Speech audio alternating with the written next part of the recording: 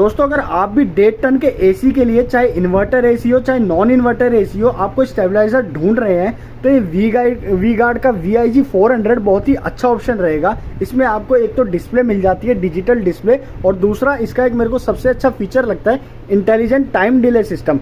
अगर ये स्विच एकदम से बंद होकर चालू होगा, मतलब पावर कट एकदम से कई बार इंस्टेंट होता है कि लाइट गई और इंस्टेंट के बाद ही आ गई, तो वहाँ पर ये एकदम से ऑन नहीं होता और कुछ इसका जो इंटेलिजेंट टाइम डिले सिस्टम है वो डिले कर देता है ऑन होने के टाइम को।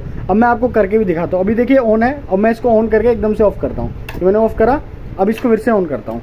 अब देखिए यहाँ पर ये हमारी पावर को डिले कराता रहेगा और इसकी वजह से हमारी जो PCB होती है, इन्वर्टर एसी की जो PCBs आती हैं वो काफ़ी कॉस्टली आती हैं, तो उसको बहुत अच्छे से प्रोटेक्ट करता है। तो अगर आपको ये वीडियो अच्छी लगी हो तो इस वीडियो को लाइक ज़रूर करें, और बहुत ही जल्द मेरे चैनल के ऊपर इसकी पूरी लॉन्ग वीडियो आने वाली है तो उसको भी ज़रूर देखें। Thanks for watching.